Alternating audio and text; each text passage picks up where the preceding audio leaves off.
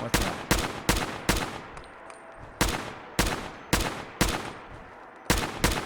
Look who it is.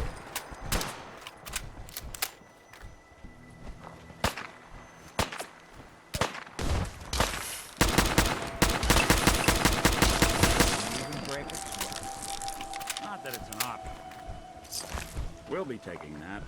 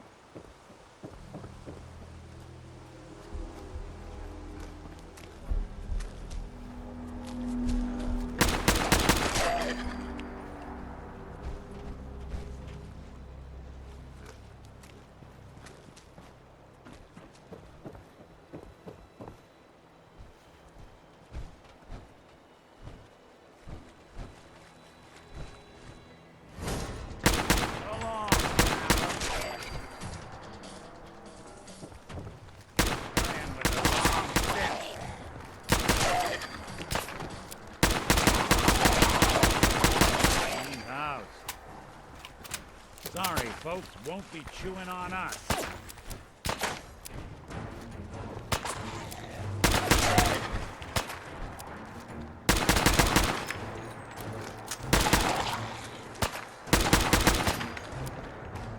Lights out for you. Wouldn't take long.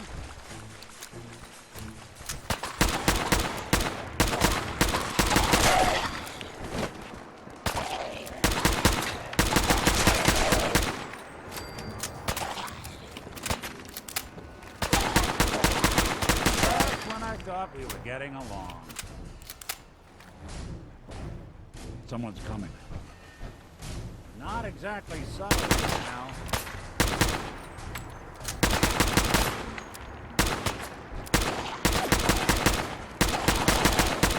Looks clear.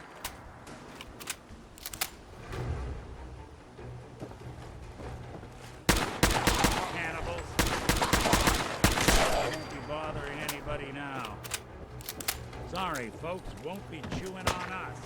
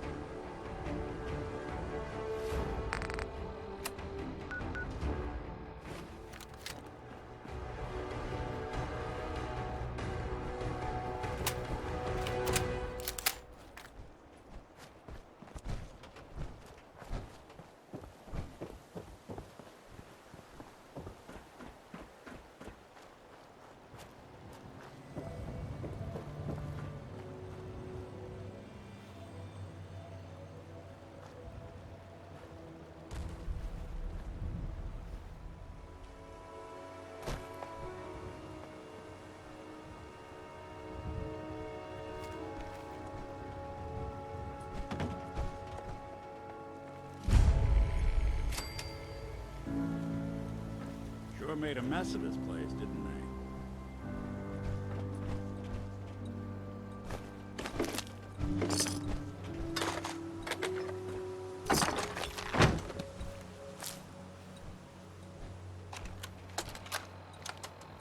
Listen, Dale. I don't know what's taking you so long, but you were supposed to meet me here 3 days ago. I'm out of supplies, and I'm gonna have to make a run. I can see why that Solomon guy is willing to pay so much for these ferns, cause... let me tell ya, getting walkways set up here has been a real pain in my ass. Wait for me to get back before you take the first load to Diamond City. I've got a couple of things I want. Hey, Sheila! That you up there? The walkways look great, but how do I get up there? There you are. Took your sweet time, Dale. Head over a block, there's... Oh, shit! Barrels! Dale, look out! Run! Run!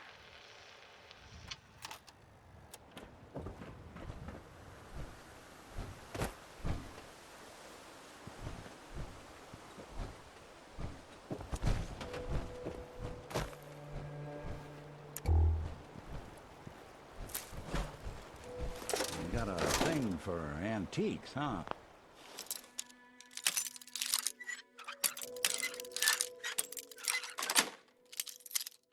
Sweet.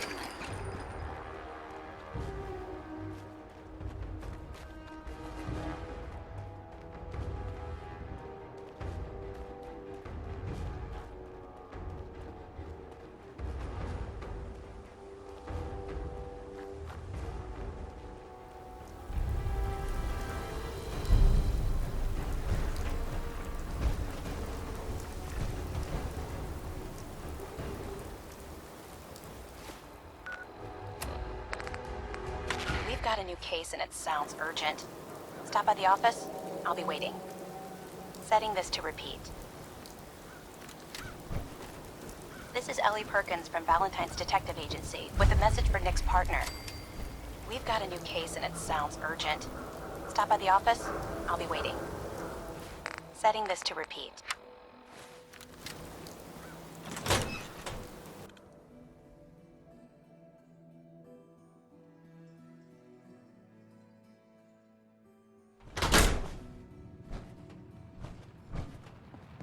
Well, well. Nikki Valentine walks into my office for a change. What can I say, Piper?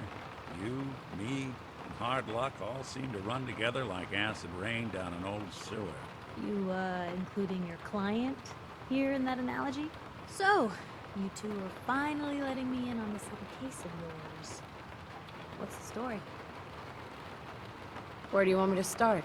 The part where Kellogg turned out to be working for the Institute? Or the part where he told me they have Sean? The Institute. Oh boy. I've been investigating these creeps for over a year now. The Commonwealth's boogeyman. Feared and hated by everyone. True enough. Sometimes they snatch people in the middle of the night, and sometimes they leave old synths behind to remind us that they're out there. But to this day, there's one thing nobody really knows. Where the Institute actually is. Or how to get in. Exactly. But there's one person who has to know, right? The guy who just handed them Sean. Kellogg. Huh. What about him? He had to have a way in and out. But, well, we both know that angle is cut off. Any other ideas, Nick? Talk about a literal dead end, huh? So, a murderer and a kidnapper gets his brains blown out by an avenging parent. Huh. Be a great ending if we didn't still have the biggest mystery in the Commonwealth to solve. So, what now? Gets his brains blown out. Huh. His brains. You know, we may not need the man at all. You're talking crazy here, Nick. Got a fault in the old subroutines? Look, there's a place in Good Neighbor called the Memory Den. Relive the past moments in your mind as clear as the day they happened.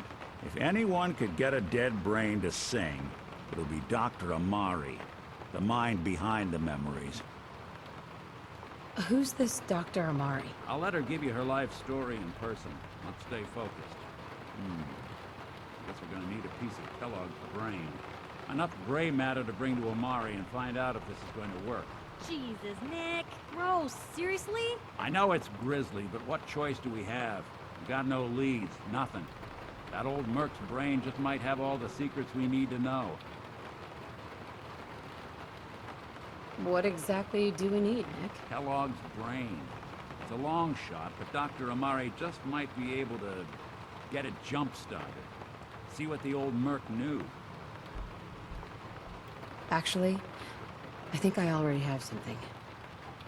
Kellogg had this thing attached to his head. Cybernetics, huh? We may have just won the lottery. Whether we're riding this crazy brain train or not, we can't all go running across the Commonwealth, so...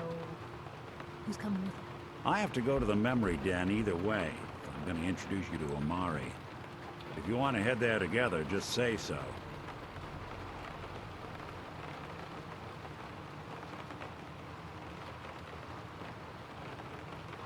It's you and me, Nick. Let's get going. Don't worry. We're gonna get your boy back. Just a few more steps. While you two are out, I'm gonna do some more research. I'll be here if you need me.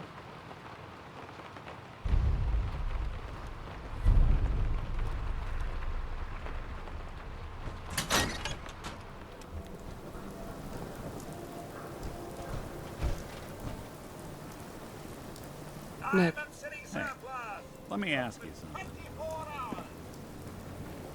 is something wrong? Well, I sort of had the same question. It's just, with everything that's happened with you and your family, it's a whole hell of a lot to process. I wanted to make sure you're holding up all right. Why do you ask? I just had a hard go with the transition myself. Took me a long damn time to get a feel for this place. Thank goodness I found Diamond City. It's got its flaws, sure, but it beats the hell out of anywhere else in the Commonwealth. Of course, when I took up there back when, people were just as scared of the Institute as they are now. Maybe more. The massacre of the CPG was still pretty fresh in people's minds at that point. And folks were still losing sleep over the broken mask. Plenty of people assumed I was just a saboteur, moving in to melt down the reactor or poison the drinking water. But at the time, they couldn't exactly turn me away. Broken mask? This was long before I'd moved to town, but apparently some gentleman type shows up in Diamond City, heads down to Power Noodles. Guess he didn't like the food because he pulled his pistol and opened fire on the folks enjoying theirs. When security finally put enough holes in him to drop him, they say he was full of servos and sprockets, just like yours truly. Seems he malfunctioned, went berserk. It was the first time people realized that synths had stopped looking like me and started looking like them. Considering what these folks went through, I felt real lucky they let me in the front gate at all. Why'd they let you in? Because I'd rescued the mayor's daughter. Gal of about 15. Pride and joy of the mayor back then. Man by the name of Henry Roberts. The young Miss Roberts decided she'd run off with some caravan hand she'd, known for an evening. Turns out the guy was part of a gang of kidnappers. I didn't even know who I was rescuing, just stumbled on a crying girl and 4 toughs. I took her home and the mayor dubbed me a hero, offered me a place in town. Lots of folks protested, said I was a spy, but he wouldn't have it. Taking up in the city was tricky at first, but I never tried to hide what I was, and people seemed to warm to that. You took down 4 guys by yourself? Well, I didn't have to. Back then, synths were even more of an unknown quantity than they are today. I told them I was rigged to explode and started going beep, beep, beep. Hardest part of that rescue was keeping from laughing as they climbed over each other to get away. Was it hard, settling in? Well, they sure didn't make it easy. I started off doing the jobs no one else wanted. I got more banged up being Diamond City's handyman than I ever did living out in the ruins. But I guess folks never forgot I rescued the mayor's daughter, so they started coming to me when people went missing. Wife runs off with a new paramour and takes the rent money with her. Talk to the synth. An upset father decides moving him and the kids to Good Neighbor in the dead of night's not the worst damn idea since the bomb. Go get Nick.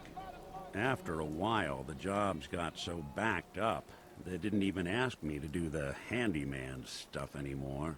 Hell, I was so happy to do it, it was months before I started charging anyone. I never stopped being Nick the synth, but it was Nick the detective folks came to see. It was about then that things finally started feeling normal. It took me a long time to realize that home is where you make it. And with some time and effort, this place can be home for you, too. That's a long story, but I hope it helps. Want to get moving?